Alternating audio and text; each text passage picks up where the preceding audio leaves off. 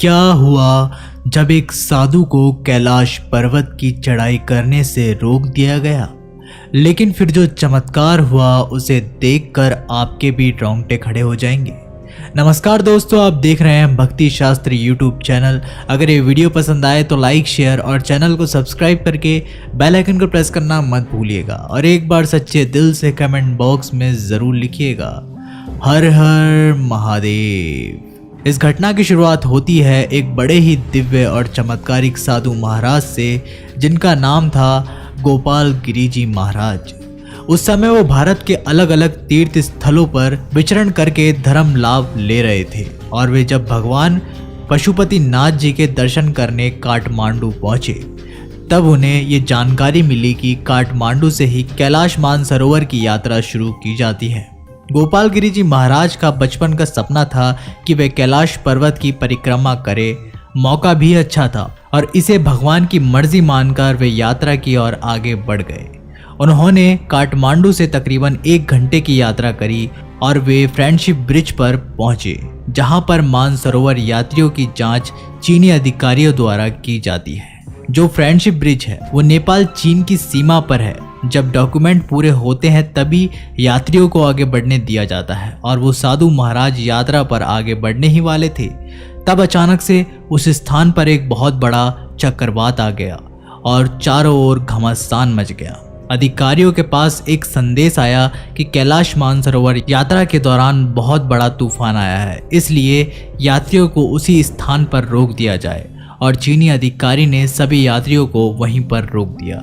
लेकिन गोपाल गिरी जी महाराज के भी इरादे पक्के थे और वे उस चक्रवात से डरने नहीं वाले थे। उस समय वहां का माहौल इतना खराब हो गया था कि चीनी अधिकारी भी इधर उधर अस्त व्यस्त हो गए थे और इसी मौके का फायदा उठाकर गोपाल गिरी जी महाराज उस चक्रवात के अंदर घुस गए। सभी लोगों को लग रहा था कि वो नहीं बच पाएंगे क्योंकि तूफान बहुत बड़ा था, लेकिन कहते हैं ना, अकाल मृत्यु वो मरे जो काम करे चंडाल का, लेकिन काल भी उसका क्या बिगाड़े जो भक्त हो महाकाल का। यात्रा के पहले पड़ाव में उस तूफान को चीरते हुए वे साधु महाराज नीलम पहुंचे, जो कि तिब्बत में है, और तिब्बत से 260 किलोमीटर का सफर तय करने के बाद वे साधु महाराज सागा पहुंचे और सागा से अगले दिन वे प्रयाग पहुंचे। तब तक तूफान बहुत कम हो चुका था, लेकिन उन साधु महाराज को यहाँ तक पहुँचने के लिए बहुत मुश्किलों का सामना करना पड़ा, जिसके बाद महाकाल की कृपा से अगले दिन वे साधु महाराज कैलाश मानसरोवर पहुँच गए। अब उनके सामने एक और बड़ा पड़ाव था, जो था कैलाश पर्वत की परिक्रमा, जो इतनी आसान नहीं थी क्योंकि इस परिक्रमा का दायरा 54 किलोमीटर तक फैला हुआ है। लेकिन हर हर महादेव के जयकारे लगाते हुए उन्होंने इस परिक्रमा को भी 6 से 7 दिनों में पार कर लिया। वास्तव में ये किसी साधारण मनुष्य का काम नहीं था, लेकिन इस परिक्रमा के दौरान उनके साथ कुछ ऐसा हुआ जिसने उनके भी होश उड़ा दिए। दरअसल वहाँ उपस्थित एक गुफा में उन्हें एक बच्ची दिखाई दी। शायद वो तूफान में अपने माता पिता से अलग हो चुकी थी। उन साधु महाराज ने उस बच्ची की जान बचाई और उसे अपने कंधे पर बैठाकर पुनः काठमांडू के लिए रवाना हुए। और गौर करने वाली बात तो ये थी कि फ्रेंडशिप ब्रिज पर अभी तक चक्रवात बना हुआ था।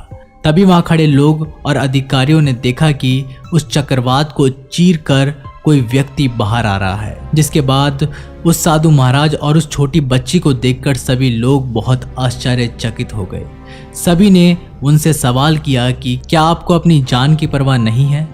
आप अपनी जान को मुश्किल में डालकर इतने बड़े चक्रवात से लड़ गए। तब उन साधु महाराज ने कहा कि ये सब तो मेरे महाकाल का आदेश था, वो मेरे द्वारा इस छोटी बच्ची की जान बचाना चाहते थे। दोस्तों, इस घटना को लेकर आपके क्या विचार हैं? नीचे हमें कमेंट बॉक्स के माध्यम से ज़रूर बताइएगा। अगर ये वीडियो पसंद आई हो तो लाइक, शेयर और चैनल को सब्सक्राइब करके बेल आइकन को प्रेस करना मत भूलिएगा। तब तक के लिए नमस्कार, टेक केयर।